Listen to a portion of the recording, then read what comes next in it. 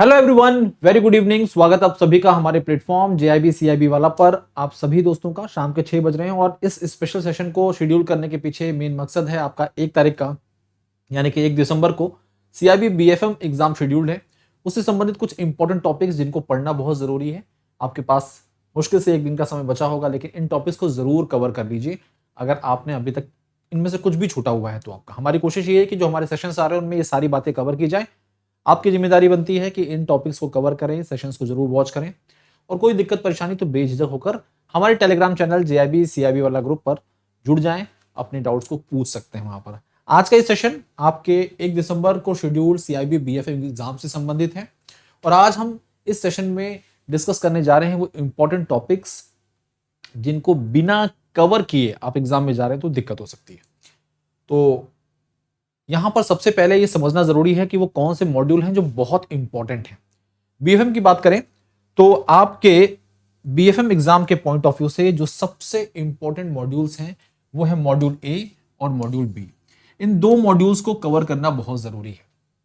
International banking की बात कर रहे हैं हम लोग, जिसके अंतर्गत आपके जब भी हम बात करें तो इंटरनेशनल बैंकिंग में और रिस्क मैनेजमेंट, ये दो ऐसे आपके मॉड्यूल हैं। देखिए मैं टॉपिक की बात बाद में कर लूंगा, अभी यहां पर हम बात कर रहे हैं मॉड्यूल की। तो मॉड्यूल ए और मॉड्यूल बी, इंटरनेशनल बैंकिंग और रिस्क मैनेजमेंट, बहुत इंपॉर्टेंट है। इनको कवर कर लीजिए। इनके जो मैराथन सेशंस हमारे चैनल पर उपलब्ध हैं उनको जरूर वॉच करिए।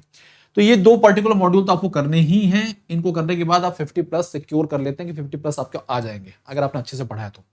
फिर बात आती है मॉड्यूल डी की। मॉड्यूल डी उसके बाद तीसरा नंबर आता है मॉड्यूल डी का। मॉड्यूल डी से जुड़े हुए जो इंपॉर्टेंट टॉपिक्स हैं वो भी आपको बता देंगे। फिर चौथा नंबर है आपका मॉड्यूल सी का, यानी कि ऑर्डर अगर देखें तो first, second, third and fourth, ये ऑर्डर है कौन सा मॉड्यूल ज्यादा इंपॉर्टेंट है। अगली बात, वो कौन कौन से इंपॉर्टेंट टॉपिक है जिनको बिना कवर किए आप जा रहे हैं तो दिक्कत हो सकती है। मॉड्यूल ए की बात करें अगर हम, तो मॉड्यूल ए के अंतर्गत सबसे पहली बात तो जो कैरेक्टरिस्टिक्स हैं फॉरेक्स मार्केट के और जो रिजर्व बैंक ऑफ इंडिया या फिर फिडाई की गाइडलाइंस हैं, इनको तो जरूर से जरूर करना है। इसके बाद एलआरएस यानी कि लिबरलाइज रेमिटेंस स्कीम से संबंधित सारी बातें हमने अपने सेशन में आपको विस्तार पूर्वक बताई हैं। उन सेशन को जरूर देख लीजिएगा, पढ़ लीजिएगा।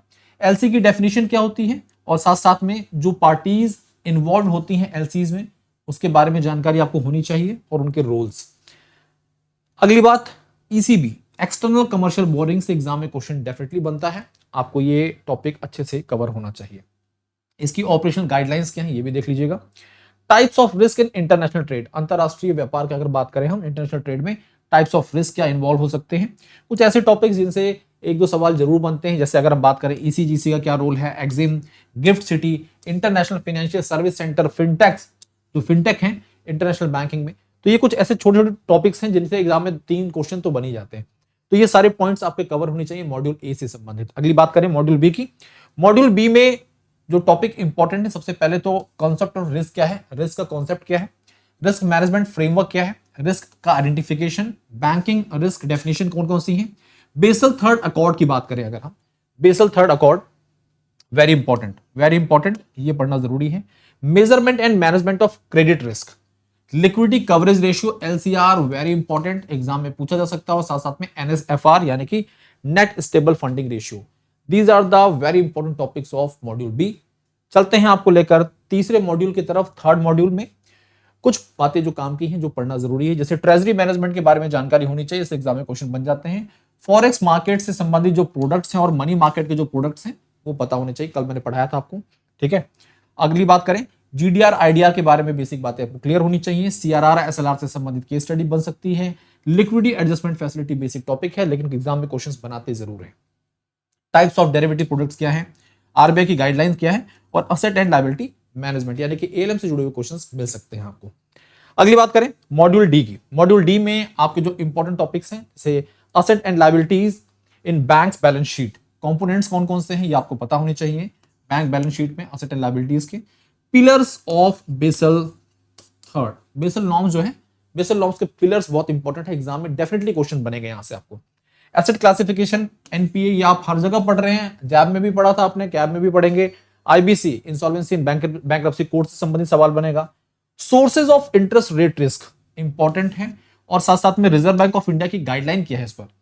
Risk adjustment return on capital, RAROC, very important, exam के पॉइंट ऑफ व्यू से बहुत खास है, एग्जाम में क्वेश्चन जरूर बनाएगा। तो ये वो इंपॉर्टेंट टॉपिक हैं जो आपको कवर करने हैं। साथ साथ में अब खास बात, CIB Mahapack for all CIB aspirants, आप सीआईबी महापैक के साथ जुड़ सकते हैं। एक सिंगल सब्सक्रिप्शन में आपको फाउंडेशन बैच भी मिलेगा, एमसीक्यू बैच भी मिलेगा, नंबर ऑफ बोल सकते हैं क्विजेस मिलते हैं, साथ साथ में डीपीपीज मिलती हैं, मॉड्यूल वाइज आपको ये सारी फैसिलिटीज मिलती हैं आपको महापैक के अंतर्गत। साथ साथ में सीआईबी फाउंडेशन बैच की अगर हम बात करें, जून 2025, मात्र 2499 का ये बैच है, 2499 का ये बैच है। इसके अलावा आप इंडिविजुअल बैचेस के साथ भी जुड़ सकते हैं। सीआईबी एबीएम फाउंडेशन बैच 2025 के लिए 999 में, ऐसे बीएफएम 999 में आपका, ऐसे आपका एबीएफएम और बीआरबीएल, ये सारे इंडिविजुअल सेक्शन जो हैं, कोर्सेज जो हैं आपके मात्र 999 में उपलब्ध हैं। बहुत ही अफोर्डेबल प्राइसेस है, बेस्ट टीम है हमारी, जरूर जुड़िए, आगे बढ़िए। धन्यवाद, विश ऑल द बेस्ट आपके बीएफएम के पेपर के लिए। थैंक यू, पढ़ते रहिए और इन टॉपिक्स को जरूर कवर करिए। इसके बाद हम आपसे मुलाकात करेंगे 2 तारीख से एबीएफएम के पेपर के लिए। Thank you.